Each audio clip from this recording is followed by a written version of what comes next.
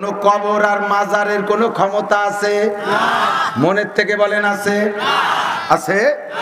আরে কি ক্ষমতা? বাইসে থাকতে ছিড়তে পারেন না একটা লুমাও, মরার পরে কবরে যে বলে বিশাল বুজুর্গ হয়ে গেছে। বল কি বুজুর্গ, কি তার কি আছে? অভাবের ঠেলায় তার উপরে ড্যাগেরটা পাইতে তুইছে আমি কবরে বড় অভাবে আছে, আবার কটা পয়সা করি দাও। মুসলমান কত বড় ইমানি দুর্বলতা! মানুষে মাজারের কাছে যে সিজদা দেয়, মাজারে মান্নত করে, মাজারে গরু দেয়, ছাগল দেয়, মাজার আল্লাহর কি ক্ষমতা আছে? বিশ্বের শ্রেষ্ঠ মাজার মুহাম্মদুর রাসূলুল্লাহ সাল্লাল্লাহু আলাইহি ওয়াসাল্লাম। সৌদি আরব থাকা মানুষ আছেন না? সৌদি আরব থাকেন, হজে গেছেন না? আছেন না? আপনারা বলেন তো, আল্লাহর রসুলের মাজারের চাইতে বড় বা দামি মাজার হয়? সবাই বলবো হয়? হয় না। আমার নবীর রওজার পাশে বাঙালি হাজিরা যাইয়া এই বাংলাদেশেতে মাজার পুজো করার অভ্যাস, বাবার দরবারে মোমবাতি আর আগরবাতি আর ছাগল গরু কুত্তো দেওয়ার অভ্যাস আছে, সেই জায়গায় যাইয়া মোনাজাত করে, ইয়া রাসূলুল্লাহ ইয়া হাবিবাল্লাহ আমারে কিছু দেন। সৌদি আরবের পুলিশরা আকাম কুকাম যাই করুক শিরিক করে না, তারা ইমানের ব্যাপারে বাড়ি পাকা। সাথে সাথে বাহুটা ধরে ঘুরে দেখে, ইস্তাকবিলাল কিবলা, এই কিবলার দিক ফের, এদিক ফিরে রইছিস কেন? ওই যা সালতুম ফাসআলুল্লাহ, চাইতে হলে আল্লাহর কাছে চাও। লিমা তাসালু ইনদা মুহাম্মদ, মুহাম্মাদের কাছে চাও কে? হুয়া ইনসান, সে মানুষ, ওয়ান্তা ইনসান, তুইও মানুষ। লা শাইআ ফি ইয়াদিহি, তারাতে কিচ্ছু নাই, কুল্লু শাই ফি ইয়াদিল্লাহ, সবকিছু আল্লাহর হাতে। জোরে বলেন কার হাতে? আল্লাহর। সবকিছু কার হাতে? ছেলে মেয়ে সবকিছু আল্লাহর হাতে, ক্ষমতা আল্লাহর হাতে। মুহাম্মাদের কাছে চাইস কে? যদি মুহাম্মদ সাল্লাল্লাহু আলাইহি ওয়াসাল্লামের কাছে কিছু থাকতোই, তার হাতে যদি আত্মরক্ষা ক্ষমতাও থাকতো, তাহলে উহুদের মাঠে যে তার দাঁত ভাঙা লাগতো না, তার মাথার মধ্যে হেলমেট ভেঙে ঢুকে যেত না, তাইবে যে মার খাওয়া লাগতো না। তার যদি সম্পদ ভান্ডার তার হাতে থাকতো, তাহলে 1 মাস পর্যন্ত তার বাসায় চুলো জ্বলে নাই। সে এত অভাবে থাকবে কে? তার কাছে ধন দৌলত নাই, তার কাছে প্রতিরক্ষা ক্ষমতাও নাই। তবে সে একটা এমনই সম্মানী মানুষ, আল্লাহর এমনই প্রিয় মানুষ, যার দোহাই দে চাইলে আল্লাহ কবুল করে। তার দোহাই দে চাবি, তার দোহাই দে, পীরির দোহাই বাদ দাও। সরমুনার পীর সাহেবের নামে মান্নত করলেও মুশরিক, সদর সাহেবের নামে মান্নত করলেও মুশরিক, নবীর নামে মান্নত করলেও মুশরিক। মান্নত হলে হবে কার নামে? আল্লাহর নামে। কতক্ষণ এই শিরকি গুনাহ থেকে বাঁচেন। ওয়ালা তুশরিক বিল্লাহ, আল্লাহর সাথে শিরিক করো না। ইন্না শিরকা লা যুলমুন আযীম, আকলিস দীনাকা ইয়াকফিকাল আমালুল কলিল। আমি অনেক আলোচনা করে থাকি, আজকে আমার মাথার মধ্যে আসছে, শিরক থেকে আগে ঈমানকে পরিচ্ছন্ন করাই, শিরিক থেকে আগে ঈমানকে পরিচ্ছন্ন করাই। সর্বময় ক্ষমতার মালিক আমার আল্লাহ। খাওয়ায় আল্লাহ, পড়ায় আল্লাহ, বাঁচায় আল্লাহ, ছেলে দেয় আল্লাহ, মেয়ে দেয় আল্লাহ। একজন দেই যে তার ঘরের ভিতরে দরজার কাছে একটা ল্যাংটা পুলার ছবি দিয়ে ক্যালেন্ডার বানানো, তাই এখন ঝুলনু এরকম বড়। জিজ্ঞেস করলেন, তোর নামাজি মানুষ ইয়া ঝুলইছিস কেন? তা কইতে চায় না। এবেলা নামা, আবার নামায়ও না, এই নামাজ টাকা পরে জ্ঞানের থেকে হয়ে যান। আগে তো দুটি মাই হয়েছে, একজন কইছে যে গর্ভবতী অবস্থায় যদি ল্যাংটা ফুলাপানের এই জিনিসটা দেখা যায় তাহলে ছেলে হয়। আমি কোমরে দাঁতাল, আমি দেখবো তোর কি হয়। খুব কোথাকার পেটের মধ্যে বাইরের ক্যালেন্ডারের হুক আছে, পেটের মধ্যে সাল হয়, তোর চেয়েছে কোন সব নামা। সেই সময় দমকে নামাইছে, পরে শুনলাম যে আবারও টানাইছে। আর আমি আর চেয়াতে যাইনি যে ওকে মনে আছে টানাক, সময় মতো শুনবানি কি হয়। পরে 2-3 মাস পর ডেলিভারি হয়েছে, ও আমারে দেখলে আর এক রাস্তায় দিয়ে সিঁড়ি যায়। আমি ডাকে, কি খবর, কি দেখি হলে তাতে কলি টলি না, ছেলে মেয়ে হলি তো আমার দাওয়াত দেয়, দোয়া টোয়া নেয়, সে আকিকা টাকিকা নাম টাম রাখতে পারে না। ভাই জান একটু লজ্জায় পড়ে গেছি, এই জন্য করতে পারি নে। এমআই এইবার 2টি হয়েছে, তাহলে তার যা দেখলি তা করো।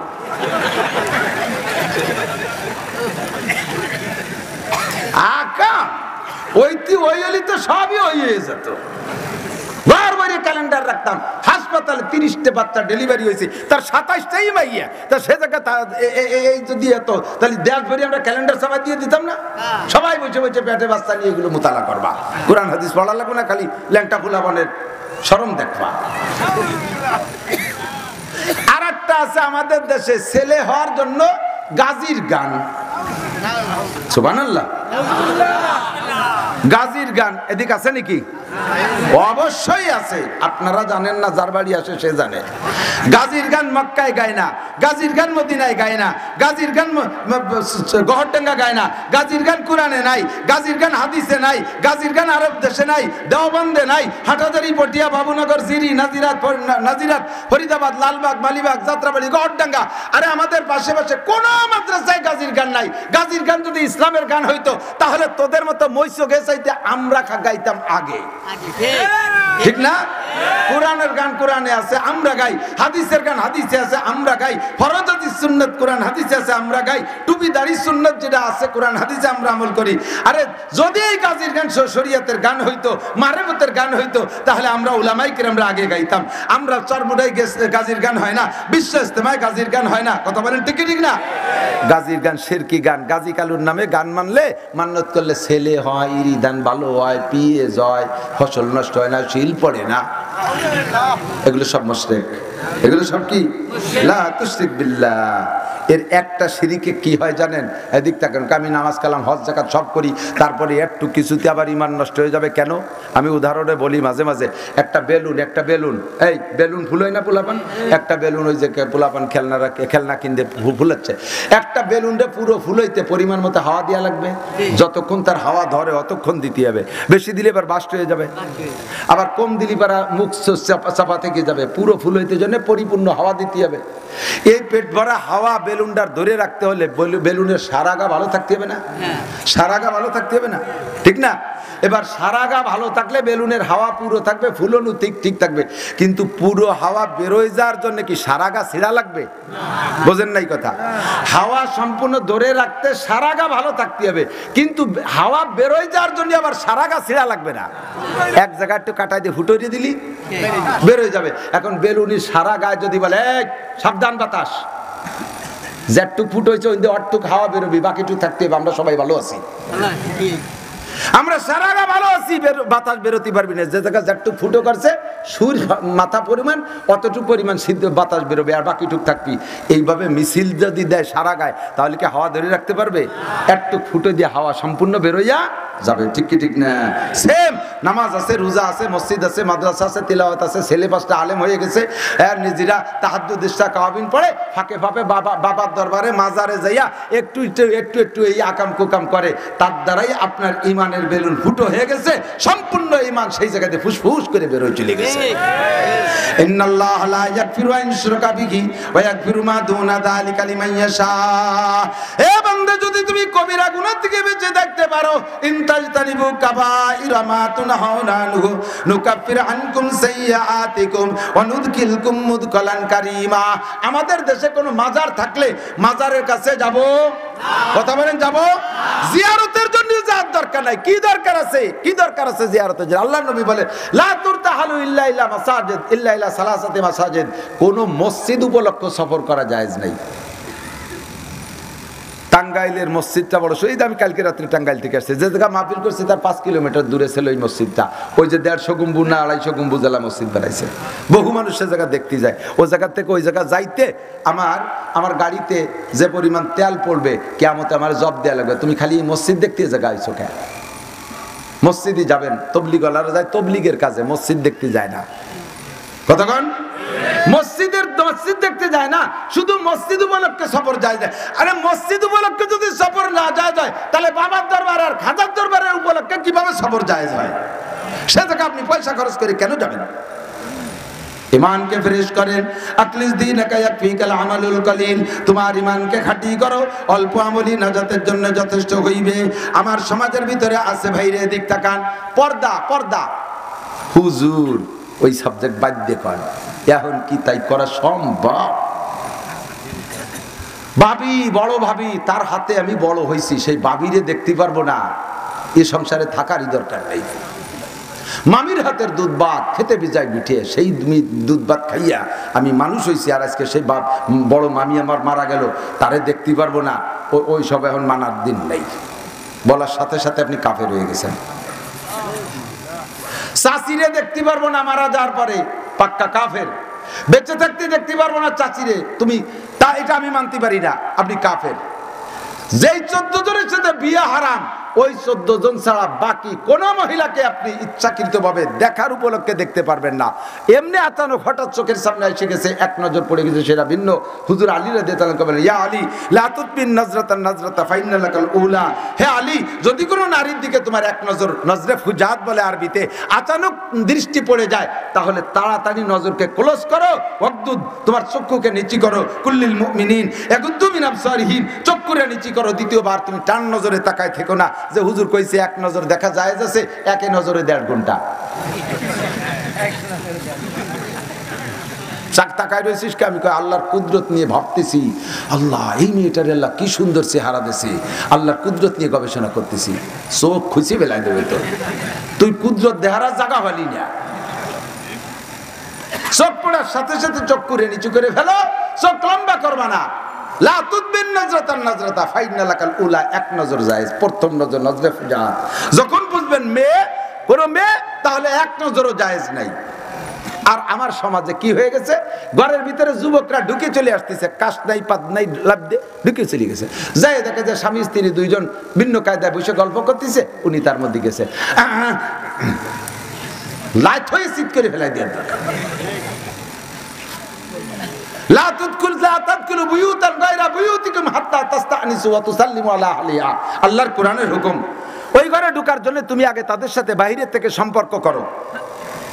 বাইরে থেকে সম্পর্কের সিস্টেম কি? ওয়া তুসাল্লিমু আলা আহলিহা, বাইরে থেকে সালাম দিবা, আসসালামু আলাইকুম, আসসালামু আলাইকুম, আসসালামু আলাইকুম। 3 সালামে যদি জব না আসে ফিরে চলে যাবা, ঢুকে পড়বা না। এই ছেলেরা মনে রাখবা, ছোট পোলাপানরাও খেয়াল রাখবা। তুমি যদি বোঝো যে তোমার আব্বা মার স্যান্ডেল ঘরের বাইরে দেখা যাচ্ছে ওনার রুমের ভিতরে, তুমিও সংকেত না দিয়ে ঢুকবা না। অনেক সময় আব্বা মার বেসতর বেহালাত, শরমের হালাতটা সন্তানের নজরে পড়ে যায়, তাতে সন্তানের চরিত্র নষ্ট হয়। আব্বা মা বাকি জীবনে সন্তানকে দেখলেও লজ্জাবোধ করে। কতক্ষণ আব্বা মা যে রুমের মধ্যে আছে, সংকেত না দিয়ে ঢুকবা না। আমার আব্বা মা, আমি তাদের ছেলে, ঢুকে বলবো, অসুবিধা কি? ছেলে হও আর মেয়ে হও, সংকেত দিয়ে ঢুকবা। সংকেতটা হলো সালাম। আম্মু আসবো, আম্মু আসবো বলবা, সালাম দিও, আসসালামু আলাইকুম, আম্মু আসবো। যদি তুমি আওয়াজ না পাও তাহলে ঢুকবা না। হয়তো ওরা কোন হালাতে আছে, বলতে শরম পাচ্ছে, ঢুকবা না। যার যদি বলে না একটু পরে আয়, বাস সরিয়ে চলে যাবা। আল্লাহর শরীয়ত, কোরআনের শরীয়ত কত সুন্দর। কতক্ষণ পরিবারের ভিতরে পর্দা না থাকার কারণে। আর আমার কিছু কিছু মুরব্বী আছে এমন বেডঙ্গা, ছেলে বিদেশ থাকে, সেই ছেলের বউ বাপের বাড়ি। ছেলে বলছে, আব্বু আমি আসতেছি, ফ্লাইট আমার এই টাইমে, আমি তো শরীর খারাপ, সেই তো আর শ্বশুর বাড়ি যে আমি বউ আনতে পারবো না, পারলে আপনি নিয়ে আসেন, আর না হলে আমার শ্বশুরে ফোন দেন, সে দিয়ে যাক। বুড়ো কয়, না তো শ্বশুরে খাবো কে, আমি বা যাবো কে, ওই জামাল রে ফাটাই দিচ্ছি। জামাল হলো ছোট ভাই, তার বয়স 22 বছর, না পারলে করে ফাটাই দিচ্ছি। এই 22 বছরে না পারলে গাড়ি ফাটাইছে বাবি আনতি। বাবি সেই বাড়িতে নিয়ে রওনা দিয়েছে, এ বাড়ি পৌঁছয় নাই। তোরা কোথায় গেছিস? আইসি একটু কুয়াকাটা আইসি। এটা কুয়াকাটা গেছে, দাতালের দাদা। তুমি বুড়ো কথা, ঠিক আছে, কালকে সকালে সকালে চলে আসিস। রাতবার দুনিয়া যা কাম করছে, বুড়োর আমল নামায় ফিলাক্সি লোড হয়েছে সব। চলার পথে এই জাতীয় অন্যায় আপনারা বুড়োরা কেন করেন? ছেলে বিয়ে দিয়ে নিয়ে আইছে, ছেলের বউরে ছেলে পালকিতে নামা, আগে তো পালকি ছিল, পালকিতে কলইরে নিত, এরকম হচ্ছে প্রাইভেট কার। এই ছেলের বউরে ঘরে নিতে হবে, মুরব্বীরাই কয় কেটা নেবে, কেটা নেবে, কেটা নেবে, কয় মাইজিয়ে জামাই নেবে। জামাইতি শালা বউরে কোলে করে ঘরে, গাড়িতে ঘরে নেবে। তোমার এইটাকে যদি জায়েজ মনে করে, তাহলে তোমার ঈমান নষ্ট হয়ে গেছে। আর এটাকে প্রথা তৈরি করে দিয়েছে। আর জামাইরাও এই শালা বউরে কোলে ঘরে না নামাতে পারলে, তখন তারাও রাগে ফটফট করে, কি জন্য দাঁত দিলে, দাঁত দেওয়ার দরকার ছিল কি? এইরকম অপমান করবে, তার পরের বউ কোলে উঠবি, তা না হতে দিলি তোর অপমান হয়। তোর মতো জামাই আসার দরকার নেই, স্যান্ডেল দিয়ে বাড়াই দেবো। এ কথা বল না কেন? তোর সলাই দিয়ে বাড়াই দেবো, তোর মতো দাঁতাল আমার বাড়ির ধারে আসবি। সাড়ে শয়তান কোথাকার, সমাজটাকে ধ্বংস করে দিছে এগুলো। মুরব্বীরা, আল্লাহ নবী বলেন, সালাসাতুন কদ হারামাল্লাহু আলাইহিমুল জান্নাহ, 3 জনের জন্য বেহেশতে হারাম। কয়জন? এই যেগুলো বলতেছি সব কবিরা গুনাহ। ইবাদত বহুত করছেন, করেন আরো। গুনাহ ছাড়েন, গুনাহ ছাড়িয়ে দেওয়া সবচেয়ে বড় ইবাদত। গুনাহ ছেড়ে দেওয়া সবচেয়ে বড় ইবাদত। কতক্ষণ পরিষ্কার হাদিস আছে, আবু হুরায়রা রাদিয়াল্লাহু আনহু আমারে নবী আলাইহিস সালাম হাত ধরে এভাবে ফাদ্দাহুন নাফিয়া, পাঁচটা কথা বলে আঙ্গুলের মধ্যে গুনিয়ে দিয়ে বললেন, এক নম্বরে বৃদ্ধাঙ্গুল ধরে বলেন, কি বলেন? ইত্তাকিল মাহারিমা তাকুন আবাদান নাস, যত হারাম আছে এগুলো ছেড়ে দাও, তাহলে তুমি সবচেয়ে বড় বুজুর্গ। নামাজ রোজা বহুত করা যায়, হজ যাকাত বহুত করা যায়, কিন্তু আকামের স্বভাব থাকলে সেইটি ছাড়া যায় বাড়ি কঠিন, সেইটা ছাড়া বাড়ি কঠিন। ইত্তাকিল মাহারিমা তাকুন আবাদান নাস, যত হারাম আছে ছেড়ে দাও, তাহলে তুমি সবচাইতে বড় বুজুর্গ হতে পারবা। একটু প্রতিজ্ঞা করি, এই বিষয়গুলো তো সব মুরব্বীরা এখন ইনভ্যালিড হয়ে গেছে, ছেলেদের কামাই খায়, তাই ছেলেরা ধমক দিয়ে বুড়োগিদের যা করায় তাই করা লাগে। যুবক তোমরা প্রতিজ্ঞা করো, তুমি যদি এখন নষ্ট হয়ে যাও, তুমি একসময় বাপ হবা, তোমার ছেলে আরো নষ্ট হবে। তুমি যদি এখন কোরআন হাদিসের কমান্ড না মানো, তোমার ছেলে মেয়ে আরো মানবে না। যুগে যুগে মুহূর্তে মুহূর্তে দিন বদল আসতেছে, সময় পরিবর্তন হচ্ছে, আপডেট হচ্ছে সবকিছু, নতুন নতুন যা আসতেছে আগের সাথে কোনো মিল নাই। মুরব্বীদের কাছে জিজ্ঞেস করো, ওনাদের জন্ম হয়েছে কয়জনের, সিজারে হয়েছে কয়জনে, এখন থেকে নিয়ে 85-এর ঊর্ধ্বে যাদের বয়স, বলকে 40-এর ঊর্ধ্বে যাদের বয়স, 40-এর ঊর্ধ্বে যাদের বয়স, আমার মনে হয় একজনও সিজারে জন্ম নেই। কতক্ষণ 40-এর উপরে যাদের বয়স, তার একটাও সিজারে না। এগুলো কি ওই নেই না ফ্যাটে রয়ে গেছে? না অলিভার আসলো কোন জায়গা থেকে জায়গা, হ্যাঁ? আর এখন বাচ্চা অতি গেলি পেটে বাচ্চার সংকেত আসছে যে হ্যাঁ গর্ভধারণ করছে, ওই সময় থেকে ব্যারাকের সাথে যোগাযোগ করা সারা সিজারের দিন 30,000 টাকা লাগবে রে। আনাইন্দা জান্নে আবদিবি, আমার আল্লাহকে আনাইন্দা জান্নে আবদিবি, আমার সম্পর্কে যেমন ধারণা করবি আমি সেরকম আচরণ করব। তুই যদি ধারণা করিস যে সিজার ছাড়া হবে না, তাহলে সিজার ছাড়া হবেই না। তোমার আব্বার জন্ম হইছে, তোমার আব্বার জন্ম হইছে তুলোর মধ্যে, ফেস্টোর মধ্যে, সিরা কেতার মধ্যে, দাদি নানিরাই সিরা কেতা দিয়ে ধরে নামাইছে, ঠিক না? আর তোমার জন্ম হয়েছে কম্পিউটারের মধ্যে, আল্ট্রাসাউন্ড, ইসিজি, এই কোটি বের হয়েছে না। আর আল্লাহ বাসালি তোমার ছেলে মেয়ে জন্ম নেবে হেলিকপ্টারের মধ্যে। ডেলিভারি হচ্ছে না, সে কি করবে, পয়সা আছে, হেলিকপ্টার ফোন দাও, হেলিকপ্টারে নিয়ে আইছে, উঠে যাও, উঠতে গেছে হেলিকপ্টারের সব ভয়তে হেলিকপ্টারের মধ্যে ডেলিভারি হয়ে গেছে। সত্যি না মিথ্যে কথা? কাজেই তুমি এখন যা করতেছো, তুমি তোমার আব্বার কথা মানতেছো না, পরে বান্ধবী একটা নিয়ে এসে সামনে দিয়ে তুমি ডিলিক মেরে বেড়াচ্ছ। আল্লাহ বাসালি অপেক্ষা করো, তোমার মায়ের সামনের পরেতে ছেলেরা ধরিয়ে নিয়ে যাবে, তুমি খালি চশমা দিয়ে দেখবা যে কি হচ্ছে, কিছু ঠেকাতে পারবা না, কাঁদবা, খালি কাঁদবা। তুমি কন্ট্রোল হও, তোমার ছেলে মেয়ে কন্ট্রোল হবে। তুমি আব্বা মার কথা মানো, তোমার সন্তান তোমার কথা মানবে। মানার ভিতরে কমে যাচ্ছে। বলেন আমার মুরব্বীরা যারা আছেন তারা বলেন, স্কুলের স্যারদেরকে কি বলেন, বাঘের চাইতে ভয় পেতেন না? বাঘের চেয়ে ভয় পেতেন না? আব্বা মারে কি পরিমাণ মুরব্বীরা কিছু ছিল একটু মেজাজি, মার্বেল খেলতাম, কড়ি খেলতাম, যদি খবর পাইতাম বল কাগা আসতেছে, কড়ি মড়ি ফেলায় তুইয়ে বাগান ছিঁড়ে আশাল বাগান দিয়ে দৌড়ে সাজিয়ে, ঠিক না? এরপরে মাঝে এক সময় কড়ি খেলার খুব প্রভাব দেখলাম, দেখা যায় বাপ বেটা দুইজনেই খেলতেছে একসাথে, আর মাতে সেগুলো গুছিয়ে দিচ্ছে, বাড়িতে করিয়ে নিয়ে দিচ্ছে, পয়সা নিয়ে দিচ্ছে। সুবহানাল্লাহ। তাহলে ডিমোশন কোথায় চলে আসছে? আমরা উস্তাদদেরকে দেখে ভয় পাইতাম, একটা পিটেন খাইলে ওই পিটেনটারে ডলে মুলে মুছে দিয়ে মুছার চেষ্টা করতাম যে যেন পিটেনের দাগ আব্বা মা না দেখে। আর এখন একটা পিটেন দিলে যাইয়ে বাড়ি যাইয়ে বড়িয়ে কান্দে কাটে হেড়োই পেড়োই নিয়ে 7-8 জন নিয়ে এসে ধর হুজুরির গলা চিপে ধর, আমার ছেলের মারলো কে, এবার হুজুরির পরে অ্যাকশন শুরু করে দেয়। কাজেই হুজুরটা যেটুক মানুষ হয়েছে, তুমি যেটুক হয়েছে, তোমার ডাল্লায় বাসলি তার কিচ্ছু হবে না। উস্তাদের নামে যদি শিকায়ত করো, উস্তাদের সাথে বেয়াদবি করো, ছেলের উস্তাদের সাথে যদি তুমি তার মারির কারণে অ্যাকশনে যাও, আর ছেলে যদি এইভাবে নালিশ করো, আল্লাহর কসম তুমি মানুষ হতে পারবা না। শিকায়ত কুনাধার কে উস্তাদরা, গ্রেফতার বাসাত বালা চাররা, শিকায়ত কুনাধার কে উস্তাদরা, গ্রেফতার বাসাত বালা চাররা, একে আকে আলমাস ফরা মুসাবাদ দেকার তঙ্গে রুজি বা দুনিয়া সবাদ, সুয়ামা কে শখসল বেমিরাত জাওয়া, চাহারাম বে ইমারাওয়াত জাহা। উস্তাদের সাথে যদি বেয়াদবি করো, উস্তাদের নামে নালিশ করো, উস্তাদের সাথে বেয়াদবি করো, মাদ্রাসার ছাত্র বলো আর স্কুলের ছাত্র বলো, 4টি বিপদ তোমার জন্য অনিবার্য। 1 নম্বরে যা পড়বা তা মনে থাকবে না। 2 নম্বরে তোমার রিজিকের অভাব কাটবে না। 3 নম্বরে তোমার অকাল মৃত্যু হবে, উস্তাদের বদদুয়ায় তোমার হায়াত কমায় দেওয়া হবে। 4 নম্বরে মরণের সময় কলেমা নসিব হবে না, এমন ধাক্কা মারছে টিরাকে আল্লাহ বলার সময় পাবি না। মরণের সময় কলেমা নসিব হবে না। এই মহাচার বিপদ বেয়াদবদের জন্য অনিবার্য। আমরা এখানে আসি, আসার সময় আমি বুঝি তো, দেখি তো, আরে যে ছেলেটা ভালো এ ছেলেটা দেখলে বোঝা যায় যে ওর মাও ভালো, ঠিক না? আমি এখানে আজকে আসি, একটুকেরটা ফুলা আমার গাড়িতে থাওয়াই দেখায়, ও কাকা আইসো,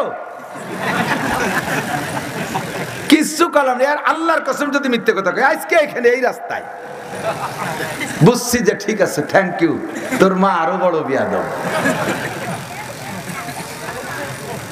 তুই কোন আদর্শ মা বাপের সন্তান না। এ ছোটরা মনে রাখিস, এমন আচরণ করলি দেখ আজকে কোন জায়গা দাঁড়াই কয়ে দিছি। এই যে টাওয়ার দাঁড়াইছে কর্ডন শুনছি যে আমেরিকা চলে গেছে এই ওয়াজ, জাপান চলে গেছে এই ওয়াজ। জায়গার নাম করলাম না, চুপ করে থাকলাম কোন জায়গাতে, আমার গোপালগঞ্জের বদনাম তা কই বেলাইছে।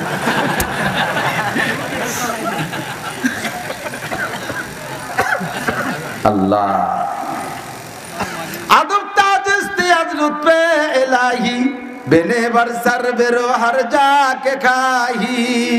আদবের টুপি মাথায় পরে যে জায়গা যাবি চুমো খাবি, আদর পাবি, সোহাগ পাবি, ভালোবাসা পাবি। বেয়াদবি করবি তো মাইকে ভাবে বলে দেবো, বেয়াদবি করবি তো জুতোর বাড়ি খাতে মুনাজাত করা লাগবে না, দূরের থেকে জুতো স্যাঙ্গা কপালে ফিয়ে মারবে বেটারা। ভদ্র হও, নম্র হও, ছোট হও, বড় হও, কলেজ হাই স্কুলের স্টুডেন্ট হও, বিনয়ী হও। আসসালামু আলাইকুম হুজুর, কেমন আছেন? কত দূর থেকে আসছেন? আমি আপনাকে অনেক ভালোবাসি, আমি আপনার বয়ান শুনি, হুজুর আমাকে একটা দূরে নসিহত করবেন। তুমি এভাবে বলো, ও কাকা কোনতে আইছো? ও দাতালের বেটা দাতাল, তোর বাপের বাড়িতে আইছি। তুই যেমন কবি আমি সেরকম কব।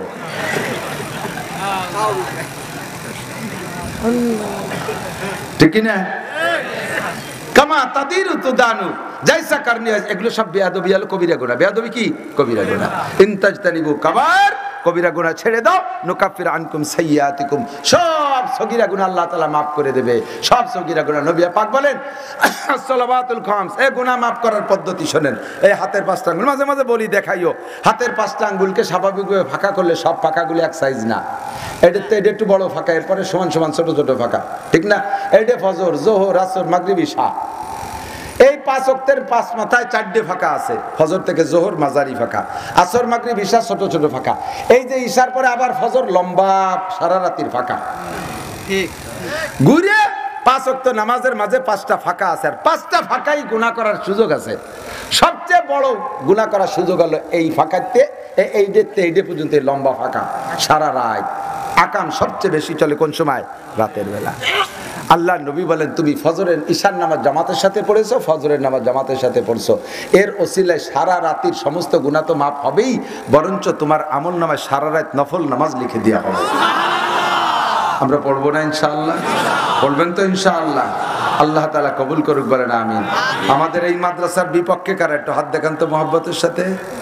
একজন, দুইজন বিপক্ষে, তিনজন বিপক্ষে, মাদ্রাসার বিপক্ষে তিনজন। বলি এতে কোনো ঘটনা না, দুই তিনজন, বাকি সবাই তো আমরা পক্ষে। হুন্ডাও পক্ষে, হুন্ডা অন্য খেয়ালে ছিল, বিপক্ষে কেউ নাই, ঠিক না? বিপক্ষ আল্লাহ। আরেকটা নির্বাচন বর্তমানে আমরা একটু দোয়া চাই সকলের কাছে। গাজা ফিলিস্তিন নিয়ে আমাদের বড় আক্ষেপ। শিয়া সুন্নি যা হয় হোক, আমাদের শিয়া সুন্নি কোনো মতভেদ না। মুসলমান নাম নিয়ে ঘুরতেছে, ইসলাম আর মুসলমান নামের সম্মানার্থে এই মুহূর্তে আমরা শিয়া সুন্নি দেখার সময় নাই। কতক্ষণ আমরা ফিলিস্তিনের পক্ষে থাকবো না? মাননীয় প্রধানমন্ত্রী আমাদের বাংলাদেশ সরকার, মন্ত্রী পরিষদ সবসহ ফিলিস্তিনের পক্ষে। বঙ্গবন্ধু শেখ মুজিবুর রহমান ইসরায়েলকে স্বাধীন দেশ বলে ঘোষণা দিয়ে যান নাই।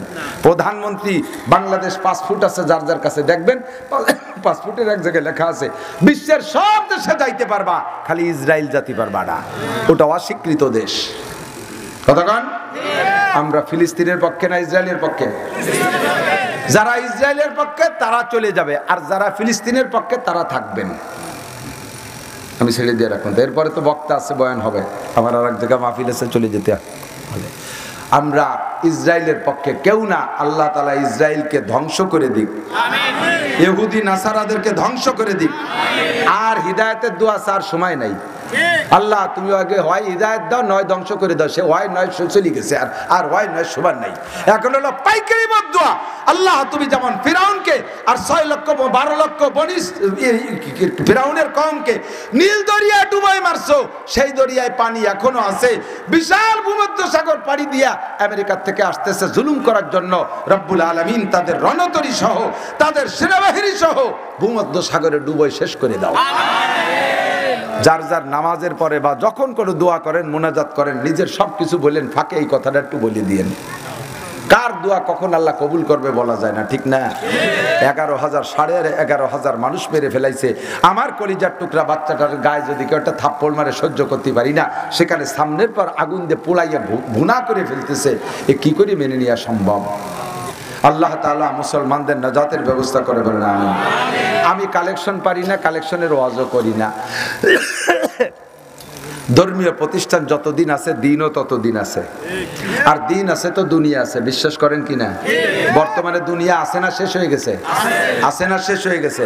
এটাতে আমেরিকার ক্ষমতা বলে আল্লাহ টিকিয়ে রাখছে, জাপানের প্রযুক্তির বলে, দাদা বাবুকে শক্তির বলে, এটা মোমেনের কলেমার বলে, কথা বলেন, আপনাদের জিকিরের বলে। বলেন আল্লাহ আল্লাহ, আরো জোরে, আরো জোরে।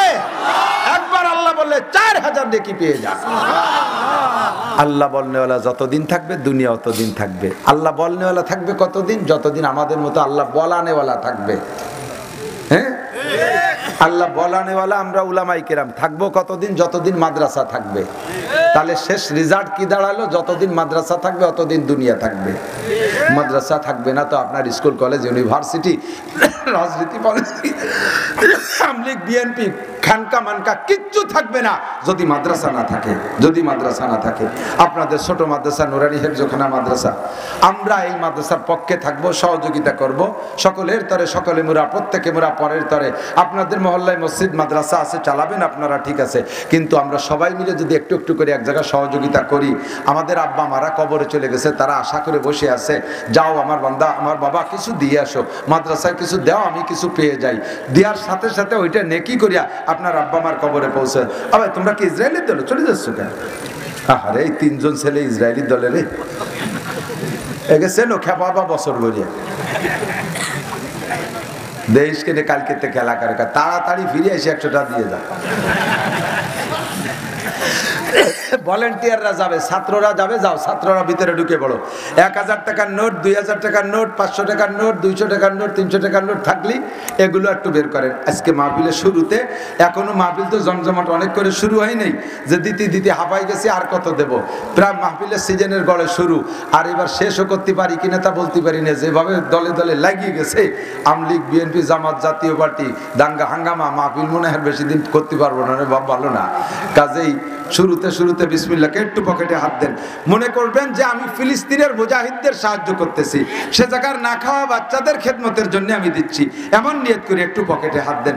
আর কোনো বড় বান্দা থাকলে, আল্লাহর বান্দারা, এক আল্লাহর বান্দা, কি যেন নাম, 20,000 টাকা দিচ্ছে, বিলায়েত হোসেন পান্না, জনাব বিলায়েত হোসেন পান্না ভাই আসতে চেয়েছিলেন, উনি আমার ভক্ত, কিন্তু বিশেষ কারণে আসতে পারে নাই, উনি 20,000 টাকা দিয়েছে। বলেন আলহামদুলিল্লাহ। আল্লাহ তাকে হালাল ভাবে লাখ লাখ কোটি কোটি টাকার মালিক বানায় দাও, সুস্থতার সাথে লম্বা হায়াত দাও, বংশে যারা কবর